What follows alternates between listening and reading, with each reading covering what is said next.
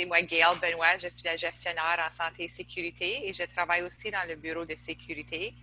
Et ça me fait plaisir aujourd'hui de vous parler un peu de c'est quoi les services qu'on peut vous offrir aujourd'hui à la Laurentienne. So I'm Gail, I'm the Health and Safety Manager and also work in security. And I think we'll talk today about what security has to offer to students and how we work. I know at the beginning, Jason talked about virtual services. In fact, security has been on campus has actually never left campus and are there offering services or protection and also helping students and faculty staff navigate campus as if you have not been to campus, all the doors are locked. So they're there to help people navigate through the buildings and this new normal that we're experiencing. So I thought at this time, I'm going to share my screen. So, vous voyez tout l'écran? Oui. C'est bien. Donc, juste sur le site web, vous pouvez avoir accès à nos services de sécurité du campus. Si vous allez tout simplement si je retourne sous soutien sécurité, et vous voyez les renseignements nécessaires. Nous avons toujours 3 agents de sécurité qui travaillent à 24 heures par jour, à tous les jours. On a un agent qui travaille au centre de contrôle de la sécurité, donc qui répond au téléphone, qui regarde les caméras. On a des caméras sur toutes, qui fait à tous les parcs de stationnement et aussi à les entrées de tous les édifices. On a aussi des téléphones d'urgence. Ils sont plutôt vers les parcs de stationnement, c'est plutôt des téléphones bleus. On a des téléphones d'urgence à l'intérieur aussi que vous pouvez accéder. Notre équipe de sécurité sont là pour vous aider si jamais vous avez un incident, si vous avez des questions. Je demande toujours aux gens, si possible, si vous avez le numéro de sécurité sur votre téléphone cellulaire pour accès plus facile si jamais que vous avez besoin de leur aide. On a aussi un programme d'accompagnement. Donc, si jamais vous avez besoin d'aide pour vous rendre, donc vous travaillez tard le soir et vous pensez que vous voulez vous rendre à votre véhicule, puis le terrain de stationnement est loin, si vous voulez, si vous appelez la sécurité, ils peuvent vous accompagner.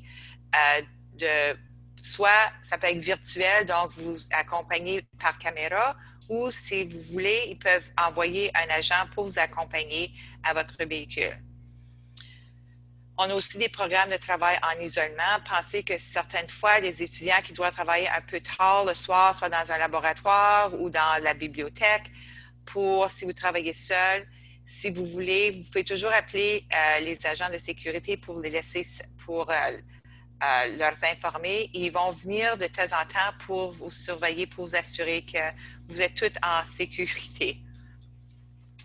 Donc, si je passe, if I go to the English site, just to go a little bit about security, just so we know, we always have 3 guards on duty 24/7, 7 days a week. There's always a male and a female guard. I'm going to say always. I'm going to say 99% of the time there's a male and a female guard, knowing that in cases of vacation and replacements, that might not be the case, but in most cases, this is what we try. We also have a lot of cameras on campus that the security guard at the control center monitors. They are in all of the parking lots. They're at all of the entrances of buildings and throughout campus. We also have emergency phones. We have the blue light phones that are near parking lots that you can access. And we also have interior phones near elevators or near exits that you can access. And these are to call security. Although I do one of my suggestions is that you always put the security control number in your cell phone so that you have easy access if you need it. Security offers a safe walk program. So this is for all students, faculty, staff. Imagine if you needed to walk from a class that was offered at 10 o'clock at night and it's dark and you have to go to your car, which is parked quite far, and you're not feeling very safe. for whatever reason. It could be because it's bear season. You can ask security to either follow you virtually through cameras, or they can actually they can send somebody and then they can walk you to your vehicle. We have a work alone program, which is essentially if anyone is working alone after hours, we encourage them to people to call security, let them know your whereabouts, how long you're going to be, and they'll send somebody routinely to go and check on people. And I think we didn't have this on the French. We also have Laurentian University Campus Emergency Response Team, or LUCERT, and they are not working currently, but they are a team of student volunteers who are trained to offer CPR, first aid at the highest level to anyone on campus requiring it. So they actually work closely with security, and so whenever we have this number, so they work mostly in residence, but will work anywhere on campus.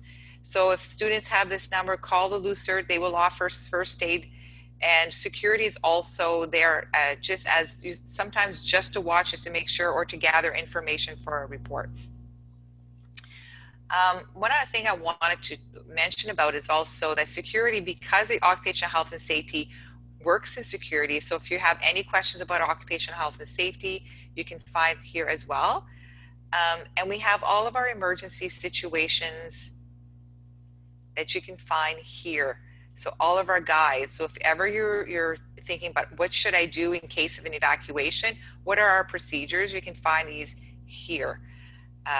Donc aussi, sur la même page, on a mis les situations d'urgence et puis tous les guides sont ici. Donc si vous vous demandez qu'est-ce qu'on fait en cas d'intrus armés, c'est quoi nos procédures, nos abris sur place, qu'un étudiant, un professeur, un travailleur doit savoir, toutes les procédures sont ici. Je veux signaler aussi que si je regarde à aucune... Oh, je pense que j'ai pris un des méchants. Que pour les interventions d'urgence, le premier appel, c'est 911, mais le deuxième appel, c'est toujours le service de sécurité.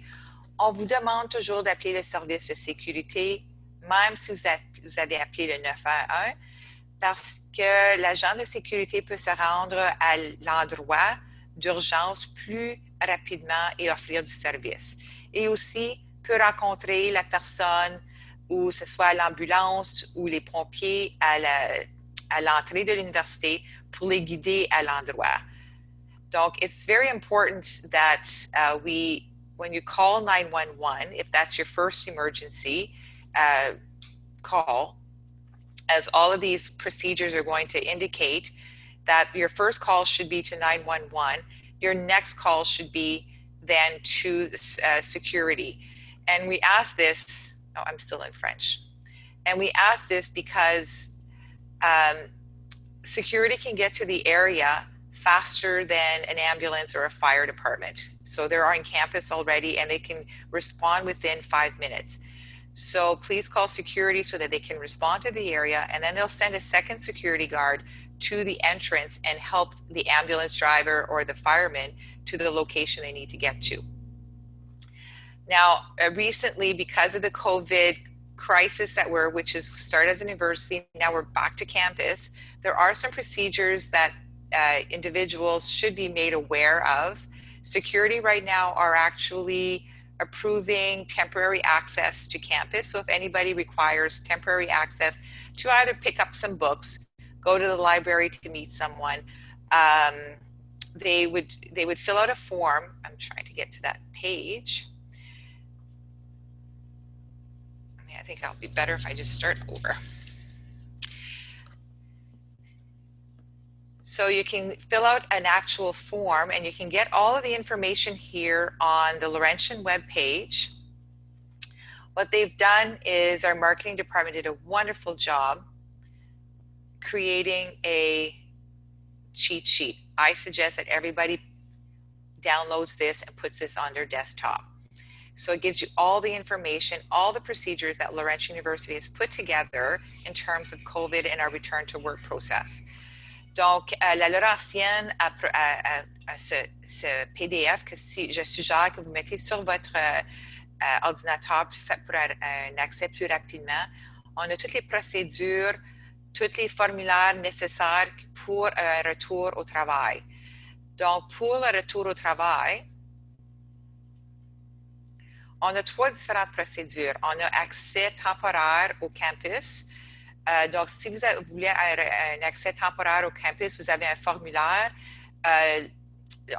Sécurité vont revoir le formulaire et c'est eux qui vont approuver ou faire une demande de plus d'informations avant d'approuver. La raison, c'est sécurité. Eux ont les connaissances. On a le nombre d'étudiants, le nombre de personnel au campus à un moment donné. Et aussi, ils ont accès à le nombre de demandes, de requêtes qu'ils vont avoir pour l'accès temporaire. Et si on va dire qu'il y a 5 personnes qui demandent accès à 9 heures et ils ne peuvent pas tous se rendre à 9 heures, ils vont peut-être leur dire, OK, s'il y a un autre temps que vous pouvez vous rendre. Donc, sauf pour la demande, c'est vraiment pour garder le nombre d'étudiants, de personnel au minimum sur le campus. Ensuite, les étudiants, on a quelques cours qui ont une composante sur le campus. Et ces étudiants ont déjà accès et ont déjà reçu les instructions pour avoir accès. Les étudiants au poste supérieur, or graduate students, can request access. And however, this is done through a completely different field and it's done through research resumption, which began in June. So this is for graduate students that are requiring research and not just a one-time access. And then we have just our regular staff. And now that we're in phase 2, so our phases are not in sync with the province's phases. We actually have 3 phases. Our phase 2 is now we're trying to get faculty and staff back to more of a regular routine, although still encouraging if you can work from home, you work from home.